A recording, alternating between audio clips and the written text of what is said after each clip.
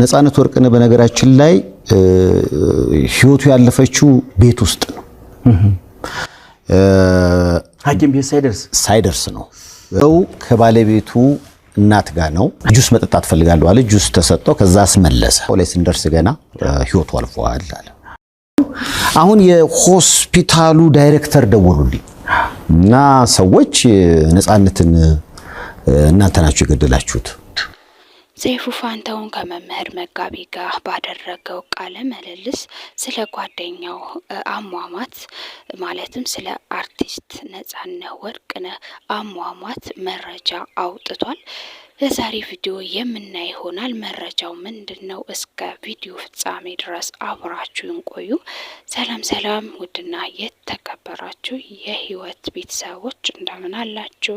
በያላችሁበት ሰላማችሁ ይብዛ እያልኩኝ ስለ ተወዳጁና ቅኑ አርቲስት ስለ ነፃነት ወርቅነህ አሟሟት ሰይፉ ፋንታሁን እንግዲህ በራሱ ሾው ላይ ቀርቦ ተናግሯል ማለት ነው። ምንድነው የተናገረው የሚለውን የምናይ ይሆናል። እንግዲህ እንደሚታወቀው አርቲስት ነፃነት ወርቅነህ መሞቱን ተከትሎ በርካታ መረጃዎች እየወጡ ይገኛሉ።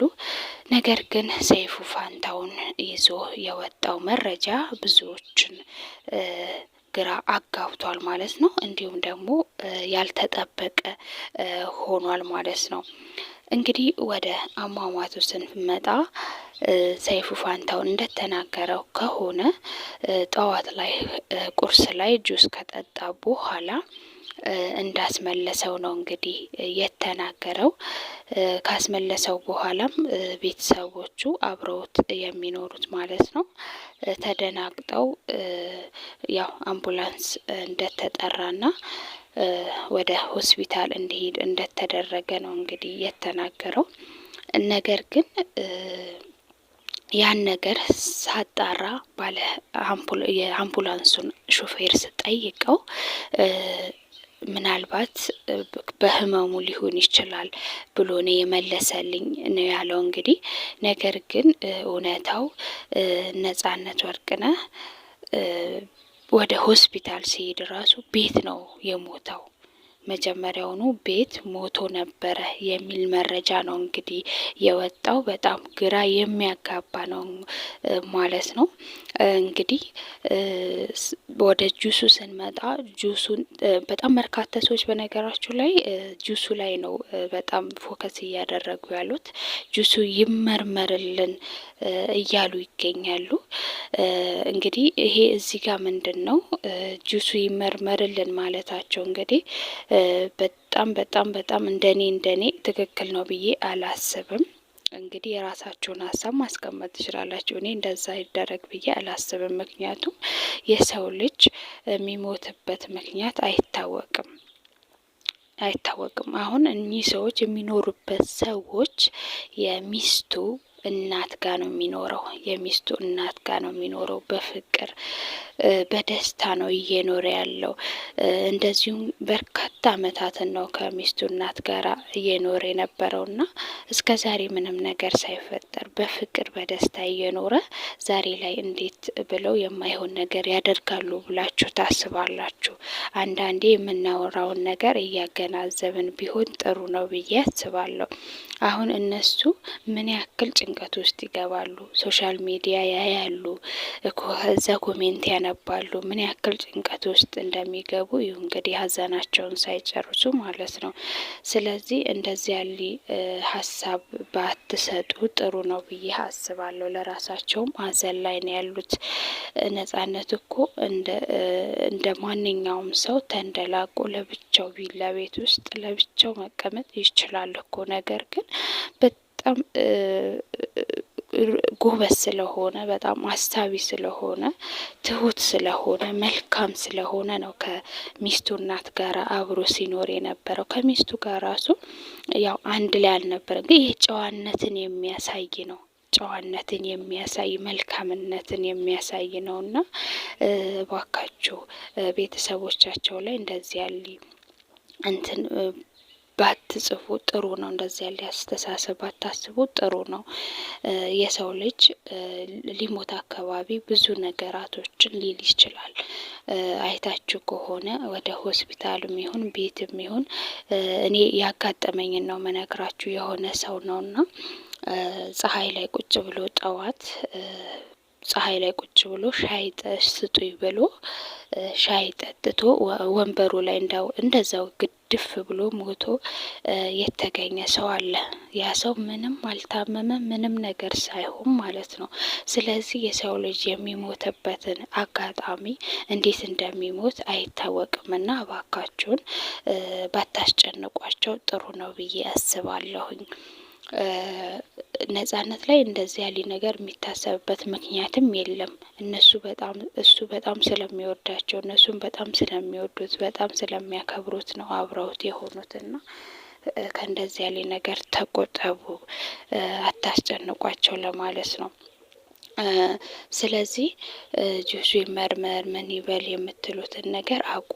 ቤተሰብን እንደገና ደግሞ ሌላ ጭንቀት እንትን ባትሉባቸው ጥሩ ነው ማለት ነው። ስለዚህ ወደ እንትኑ ስንመጣ ሰይፉ ፋንታሁን እንግዲህ ያወጣው መረጃ ይሄ ነው። እንደገናም ደግሞ በጣም በርካታ ነገራቶችን ያለው የሆስፒታሉ ዳይሬክተርም እንደደወለለት ነው እንግዲህ የተናገረው። ሳያጣሩ ሶሻል ሚዲያ ላይ በርካታ ሰዎች የማይሆን መረጃ እያወጡ የውሸት ለራሳቸው እየፈለሰፉ የውሸት መረጃ እያወጡ በፌስቡክም በሌላም ነገር እየፖሰቱ እንግዲህ ሲያዩ ይደውሉላቸዋል ማለት ነው። ለዳይሬክተሩ ሆስፒታል ላደረሱት ባለ ሆስፒታሉ ማለት ነው። ሆስፒታል ይደውሉና እናንተ ናችሁ የገደላችሁት እያሉ ነው ብለው እንግዲህ ሲያስፈራሯቸው ሲዝቱባቸው እንደነበረ ነው ሲናገሩ የነበሩት ማለት ነው እንደሰማችሁት። ስለዚህ ይሄ ትክክል አይደለም። አንድ ነገር ከማውራታችን በፊት ከመፖሰታችን በፊት ያንን ነገር ብናጣራ ጥሩ ነው ብዬ አስባለሁ። ሳናጣራ ዝም ብለን የምንፖስት ከሆነ ያ ነገር ችግር በኋላ ችግር ውስጥ ሊገቡ ይችላሉ። አሁን እንግዲህ የእናትየው ቤተሰቦች ምን ያክል እንደሚጨነቁ አስቡት፣ ምን ያክል ጭንቀት ውስጥ እንደሚገቡ አስቡት። እንግዲህ ሀዘናቸውን ሳይጨርሱ ማለት ነው። ነጻነት ወርቅ ነው፣ በቃ ወርቅ ነው፣ እርጎ ነው። የምሬ ነው ምላቸው። እንደ ማንኛውም ሰው እሱ ተንደላቆ መኖር ይችላል። ምክንያቱም የሚከፈለውን ክፍያ ማለት ነው ብታውቁ እንደዚህ አትሉም ነበር። እሱ አንድ ማስታወቂያ ለመስራት ማለት ነው ስንት ብር እንደሚከፈለው አታውቁም። ማስታወቂያ ለመስራት ባይዘዌ በጣም ብዙ ብር ነው እንትን የሚለው። ፍናን ስትናገር ሰምታችሁ ከሆነ አንድ ማስታወቂያ ለመስራት እኔ ከ1 ሚሊዮን ብር ነው የምቀበለው ብላለች። ስለዚህ ይህ ሰው ደግሞ በጣም ታዋቂ በጣም ተወዳጅ የሆነ ሰው ነው። ስለዚህ እንደፈለገ ተንደላቆ መኖር ይችላል። ቪላ ቤት ውስጥ የራሱ የሆነ ነገር ይዞ ተንደላቆ መቀመጥ ይችል ነበር። ግን ጨዋነቱን ነው የሚያሳየው። ገባችሁ? በአሁን ሰዓት ላይ የማን ነው አንድ ተራ ቲክቶከር ራሱ ምን አይነት ቤት ውስጥ ነው የሚኖረው? ለብቻው ከቤተሰቡ ተነጥሎ። እያሰባችሁ ጋይስ እያሰባችሁ። ነጻነት ግን እንደዛ አይነት ሰው አይደለም። በጣም ጎበዝ፣ በጣም ጨዋ፣ በቃ ጨዋ የሆነ ነው። እንደዚህ ያለ ሰው ማይሆን ነገር ያስቡበታል ብላችሁ እንዴት ታስባላችሁ? ስለዚህ ቤተሰቦቻቸውን አታስጨንቁ። ሀዘናቸውን እንኳን በስነ ስርዓት ይወጡበት እስኪ። እኛ ሰዎች ግን ለምንድን የሆነ ነገር ስናገኝ ዘው ብለን አንድ ነገር ላይ ብቻ ፎከስ የምናደርገው? አስቡ፣ በቃ አስቡ።